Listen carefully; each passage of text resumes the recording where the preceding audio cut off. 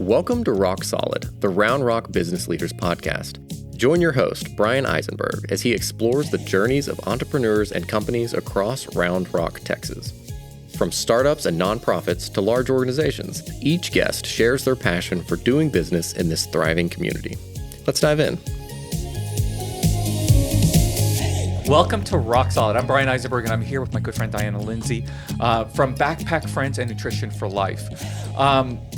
There's so much I want to discuss with you today because there's such a rich history that you have with the Round Rock community and how you got here and what you do for it. And so I definitely want to explore all of that. The first thing I want to dive into, though, is, you're not originally from Round Rock. You started up in the Georgetown area, and as you said, Round Rock was the rival. They were 100% the rival. And just to give you a little history before that, in my first 12 years, lived in 4 states, 8 cities, and 12 houses in 12 years. So once my dad figured out what he wanted to do when he grew up, we landed in Georgetown. Well, technically Taylor first and then over to Georgetown. He was he got into insurance and was the county Farm Bureau insurance agent. So we could live in either place. And so we chose Georgetown, right? And yes, Round Rock was our rival. And so that's pretty much all I knew about Round Rock, was that we would beat them in football and we would beat them in the band. In those years. In those years, yeah. So, but then I went to Baylor, got a music degree going to Baylor, and came back into this area with that degree and moved into Austin and got involved with a large church there where I was using my music degree there for about 30 years in the Austin area. So we kind of skipped over Round Rock. And in about 2013, we had a reason to move out to Round Rock, and that's really what brought us to this area, was moving out to Round Rock. So. And you've fallen in love with it and given a lot to the community. So let's talk about what it was that made you fall in love with the community. Because like you said, you weren't sure about it when you first got here. Yeah, I didn't know anyone. Well, we opened, so I had been 30 years or 25 years in church ministry and doing student work and music and youth, that kind of thing. When that door closed, then I got into business. And so I'd gotten into the business world, actually spent about 5 years driving back and forth to Waco, helping run a business with my son and son-in-law there. Okay. And they decided... That must have been interesting. It was very interesting. That's a whole nother story. But when they decided they didn't want to keep it going, we decided, why are we driving back and forth to Waco doing this? So we closed that down and moved that business to Round Rock. And so that's really kind of what brought us into the business community. And that's kind of where I jumped in. It's like, okay, I need to get involved in the chamber. I need to get involved in knowing people. And I really knew no one. And that's why I love the chamber, because it opened that door. Within 6 months, I made the commitment that I was going to do everything, go to everything, be at everything, meet everybody, all the things, right? And in 6 months, I knew everybody that was anybody. They didn't all know me necessarily, but I knew who they were. I knew the power players. I knew the people that made this place rock and roll, and I learned a lot. I'm a kind of a student of leadership, so I got to step in and learn a lot more about what makes Round Rock so special, and that was a fun journey, just kind of digging down those rabbit holes and seeing the different things that I could pick up about that. So now, as a student of leadership, you've also committed to leadership. You're still an ambassador, you're a fellow ambassador, but you've also led that program, and I know, lots of chambers around the country have ambassador programs. Not all of them run the way the Round Rock chambers are, and a lot of it came because of your leadership. Can you share a little bit about what you've seen from other chambers and kind of like some of the things that you've done to more professionalize? Well, I feel blessed that I got involved in the chamber, and within about 3 months, like we all do, I was able to step into the ambassador program. And that year, one of my dear friends, Cynthia Flores, who I'm sure you know here, a leader in our community, was the chair. And she had begun the turnaround in our program. And then she was ready to run for office. And so she needed to hand it off to someone. And so she handed it to me. And that was a blessing, really, and what allowed me to start stepping into that role. So I just basically took what she had started and began to take it as far as we could take it. You ask about different chambers. So right now, actually, technically, I'm involved in a couple of different chambers, and like many of us are, to just have our reach be as far as it can be. And so I never was involved in the Austin chamber, but I saw it at a distance, and I've seen the Pflugerville chamber, the Round Rock, or the Georgetown chamber, the Hutto chamber, so different ones. A lot of strengths in all of them. In the Round Rock chamber, right about that time, we were making a huge pivot from being the small town, just gather and have fun in the afternoon kind of chamber, to being a really professional chamber where we ended up winning the Chamber of the Year in that category. Okay. And that was happening way above my head. That was happening at the CEO level, right? But making that change from just being the small town, social group to being something that was business oriented. And so there was a little consternation in that. Some people didn't want to go that route. But with the ambassadors, what Cynthia found when she stepped into it and what I saw was just a lot of people using it not for a professional place to be able to impact their city, their community, their business. They just like the free food. They like the free food. They liked a place to hang out at 4 o'clock because they didn't have anything else to do. We also had some leadership before that was treating it kind of like elementary school where you had to jump through this hoop and jump through that hoop and do this and you got a point and do this and you got a point and that kind of stuff. And I think as adults, we don't respond well to that. So Cynthia had already made the turn to just bring it into really a more professional level. And I was blessed to be able to step into that and run on those tracks. And like you mentioned, lay down some of the things that we all consider just normal right now. But I wanted it to be a group of professional people who loved being out in their community, making those connections, was a great public face for the chamber, because that's really what we are, is that public face for the chamber, out at the ribbon cuttings, out at the different events that happen. And I think that's what we've become. And I was blessed to do that for 5 years and then hand it off to some very capable people, yourself included, who are leading the group right now. And I think it's just continuing to grow. Rock Solid is produced and recorded at Round Rock Studio.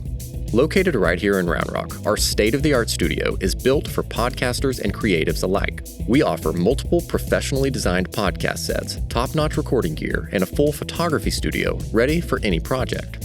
Whether you're launching a new podcast or upgrading your existing one, we can help with multi-camera recording, editing, and everything you need for success. Record with us at Round Rock Studio, your local podcasting partner.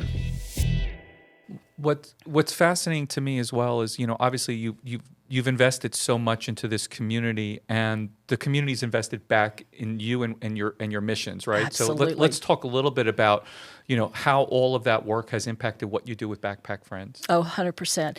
So, like I say, first of all, people come to the chamber for lots of different reasons. Some people come to the chamber because they're a huge company and they just want to be a place to give back into the community and a place to maybe have their name associated with sponsorships and getting that name recognition.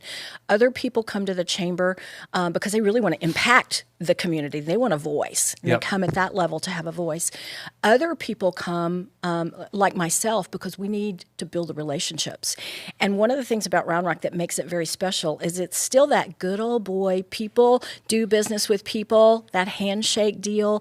The more people you build a relationship with, the more potential that you have those connections with, whether it's for profit business or like with Backpack Friends, the not-for-profit, yep. Right? It's still relationships.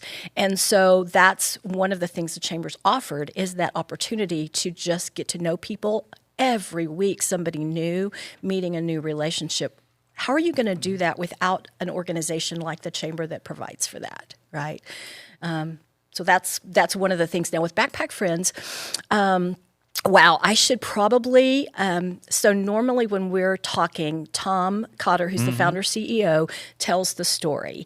And he's such a great storyteller. So I apologize in advance. I am not as great as he is at telling this story. At this. Don't worry about it. But you should at least know, people should at least know what happened. So back in 2014, before I ever met them, there was a girl that passed out in Pflugerville High School because she hadn't eaten. And all of a sudden, food insecurity and weekend hunger kind of came on people's radar.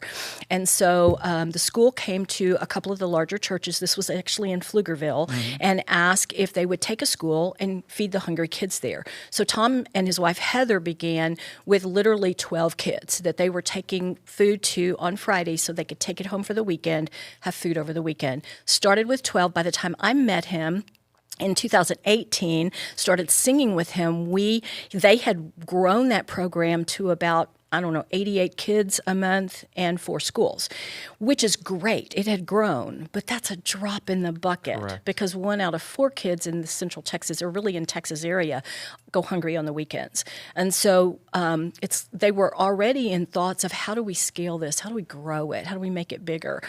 And so Tom likes to tell the story that they were thinking about all this, and he got a call on Memorial Day Friday from a friend. It's the wife of a friend that said, "Hey, my husband and I would like to bless you guys. We see what you're doing feeding these kids. We'd love to bless you. Would you meet me at the Target parking lot?" And Tom always, jokes that he doesn't meet strange women at that Target parking lot, but he knew the lady, so he went over there. She drove up in the minivan. He pulled up in his motorcycle. Her little girl reached into the front and grabbed out of the cup holder some extra change and said, "Mommy, I want to add this to the envelope." And so, she gets out, she hands him the envelope, he opens it up and starts crying, like a Gilmore Girl, right? Because there's 4 quarters that the little girl put in there and 8 $100 bills. And she said, "This is not for your program. This is just for you and Heather because we want to bless you for what you're doing." And Tom's a guitar player, so in his first mind, it's like, "Oh, I need a new guitar," right? That was not Heather's plan, by the way. She was wanting, a trip to Fredericksburg or something. But the truth is they took that home. They stuck it in the safe. And the next morning he walked to the mailbox, and actually there was a card in there from a friend of his mom's. She had passed away earlier that year, and this lady was just trying to bless him and Heather on behalf of their mom. It was $30. So he now has the 800, the 30, and the 1. And so that has become our origin story, the 831, because it's like, okay, God, we have this money. What are we supposed to do with this, right? So they decided, reach out to a friend of theirs in Baytown in Houston. Check with them, like, what does it take to start a business? What kind of stuff do we have to jump through? What hoops do we need to do? He goes, "We specialize in that. CPA, we specialize in that. I'll get you a quote." He got the quote 2 days later, and it was $830. And so it was just like, okay, green light. This is exactly what we're supposed to do. Pull the plug, pull the trigger, and started, going through all the hoops that he needed to go through with that. And wakes up at 2:00 in the morning on a Sunday morning, right before we had sound check at 7:00 that morning. And he freaks out because he forgot to check the website to see if Backpack Friends' name was available. It had been Backpack Puff Friends for those first 4 years with the P in Pflugerville, and they changed it to be more global with the F, and he didn't check that website, right? Hops up, jumps on the computer, plugs it in. Sure enough, it's available, scares over, pops his credit card in for the $40, goes back to sleep, gets up that morning to come to sound check and looks at it, and they had charged $1, which was the 4 quarters the little girl put in there. So to the penny, $831. So he comes bouncing into sound check, you want to hear a God story? And I'm like, yeah. That's when it got my attention. I had met him about 4 months before that, started singing with him. I was aware of the program, but really didn't know much about the details. I mean, a new church, there were 20,000 programs, so it was just one of the many. That's when it got my attention, and I realized, wow, okay, this is my opportunity to be a part of something amazing because God's in it. And so I told him that day, I said, I want to help. I'm not sure how. Well, I was the ambassador chair at that time. The next day at our ambassador Monday meeting, a girl named Jen stood up and announced the Round Rock leadership program for that year was called Hunger Games. And it's like God whispered in my ear, introduce Tom to Jen. And so that's when I began to introduce him into the business community, obviously with the Hunger Games, but also the Serving Center and everyone that I knew in that field in the Round Rock area. We got involved both in Round Rock and Pflugerville, reaching out into the business community. Within 10 months, we 10 times his revenue, and just it was off to the races, because no longer was it one ministry in one church, but it now was a nonprofit that was a non-religious nonprofit. So people who were in other churches could definitely give to it. People in non-church, related, whether it's civic or, youth groups or business, like with Microsoft. One of our ambassadors was the head guy at Microsoft at the time. So, Microsoft was one of our first partnerships. So really that's what Tom and I do, is we work on the front side of it, all the building partnerships, running the events, sitting down like this and talking about it, being the spokesman for it.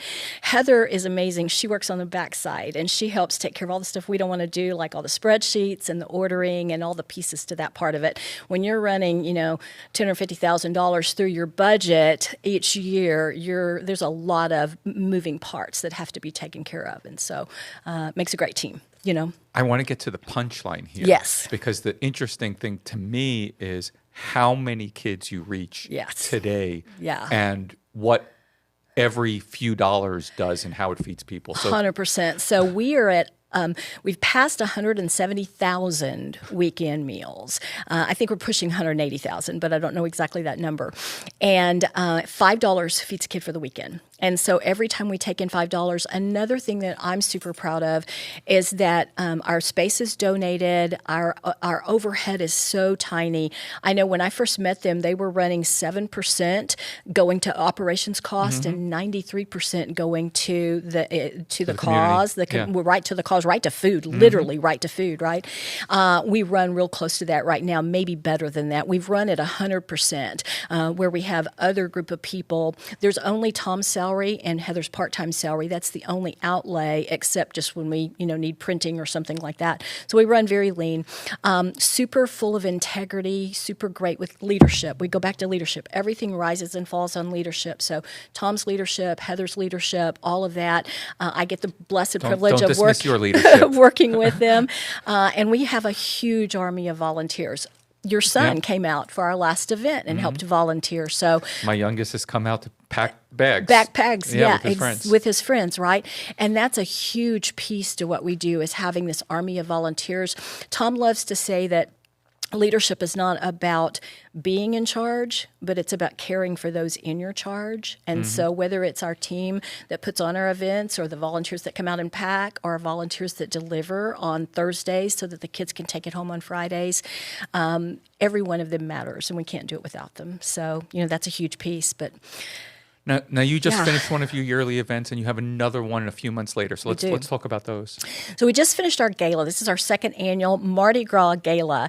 So if you missed it, make sure you get on the plan to come next year. It's easy to find it because it's on the Tuesday of Mardi Gras, and it was a fantastic event. Sammy came out and helped us hang the lights that we needed to. We do it in the Old Settlers facility because it's the least cost. So it takes a little bit to turn that barn into a really glitzy place. And we do a pretty good job of that. Had a great event, doubled our revenue from that this year. So we're looking forward to our third annual next year. Our next event is our golf tournament, our Heroes Against Hunger charity Scramble. And that is coming up on May 15th. So we've gotten close to filling it out before. We'd love to have 144 golfers, 36 teams. So if you're a golfer, put that date on the calendar. It's a 1:30 start. Teams are $600. Individuals are $160. We're also adding to that this year a cornhole tournament. So if you don't play golf, but you want to come help us support kids, we have a big silent auction also. So people who are interested in the cornhole tournament can be a part of that if they're not a golf player. And that'll start 2 hours in, so that they end at the same time, and we have dinner together. So we're excited about that. That's one of our next big events. We also need sponsorship for that. There are opportunities opportunities to sponsor some of our like on-course bars, which people love to do that because it gets their name out there, whether it's the Bloody Mary bar, or the Margarita bar, those kind of things, but also then all levels of sponsorship that are available. We need silent auction items, and I need volunteers. It takes me about 60 or so volunteers to run that day. So, if you're not a golfer, but you love to be out on the golf course, there's lots of ways to get involved. And every one of those helps us to just be able to make the money to feed the kids, and basically. make a big impact. And make an impact in the community, yeah. Because, if kids are hungry, they can't focus, they can't study, they become more of a discipline problem for the teachers. I mean, I know how I get when I'm hangry. So forget about a kid who needs more of that nutrition for their growth. 100%. And so that's just, and it takes the pressure off the teachers trying to have to slip food to them and that kind of thing by us providing those meals for the kids who need it. Okay, so we're looking for sponsors. We're looking for volunteers to come out to help with events. Yes. We're looking for groups of volunteers who maybe want to come and pack food. For sure. People who might want to just come out and deliver. Am I missing anything? There's always an opportunity to get involved at the level with us on planning the events. We actually took our team up we added 3 different people to our planning team. So if anybody's interested in getting involved at that level, just reach out to me personally or through Backpack Friends. Everything is at backpackfriends.com, backpackfriends.com golf for this one, but you can get to all those things. But yeah, just reach out to us personally because we're always open to adding people to the team of people that make the plans. But otherwise, I think and you launched a new Heroes program too, right? Yeah. So everything we like to say that everybody's a local hero, right? If they're helping us feed a kid, whatever part they're playing, they are one of our local heroes. And so everything is based on our Heroes Against Hunger theme. The other event we do 3 big events, is November. It's always the Friday before Veterans Day. And we make a Christmas event in November. So we're the first one to light up the downtown with Christmas lights. And it's a huge family festival. That takes about 150 people to run. So there's always space, for volunteers at some of our events and those kind of things, for sure. Awesome. Yeah. Besides all these wonderful events that you put on, what are some of the other favorite things that you love about Round Rock now that you're here? Yeah. One of the things that I loved learning about Round Rock, like I said, being a student of leadership, is why did we get Dell to start with, right? Why did we get Kalahari? Why are we the sports capital of the Central Texas or whatever that title is, right? Why are we all that? Not every place is like that. And some of the things I learned is that strategic planning and intention that started way back, through the mayors, whether it was Charlie Culpepper, and Alan McGraw, and now Craig Morgan, Niall Maxwell, least I leave him out, huge impact in their leadership and leading the councils in that direction. The other thing I like to say is that everybody in Round Rock runs in the same direction for the goal against anything that would stand in the way to that. So whether it's your city government and city managers, your city council and mayor, your chamber, your economic piece that works in function with the chamber at the same time, instead of fighting each other over who gets billing for whatever happens, and you're constantly doing this, everybody's running toward the same goal and against anything that stands in the way. That is not normal. That is huge, that piece. We wish it was normal everywhere else. Right, exactly. Yeah. And then you add to that the piece of philanthropy. I have to credit the Averys and the Niall Maxwells of the world. I mean, the community, what is it now? The Greater Texas Community Foundation, and then the spinoffs of all that, the Leading Ladies and the Future Fund and the Change Makers, I think are the names of all those. It's like a heart for philanthropy and a heart to give of the things that we've been blessed with, and then teaching that next generation and the next generation to do the same thing. That's a culture that's been built in here that is not everywhere, right?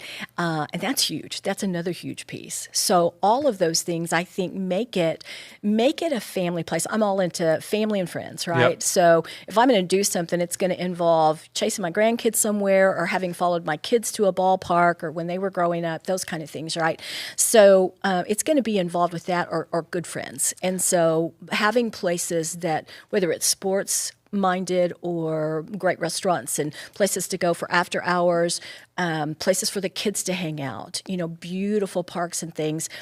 Round Rock's just got a great package that they offer to everyone. Okay, this is your time. Do you want to give a shout out to anyone that of those businesses that need a shout out? Oh gosh, oh my goodness, where would you start? You know what? I don't know if someone needs a shout out. Deserves a shout out? Deserves a shout out. I would just say everyone in this area in Round Rock that's making an impact. When you've got something to offer the community, you've got a great service, you've got a great product, you've got something great to offer, and you do that with the great presentation and great attitude, then yay to the Round Rock business community and what we do together.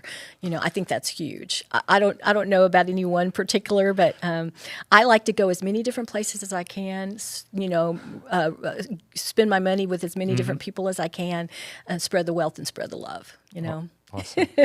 If somebody wants to get in touch with you, learn more about Backpack Friends or Nutrition for Life, or just you, and connect and have some questions, what's the best way to find you? All things.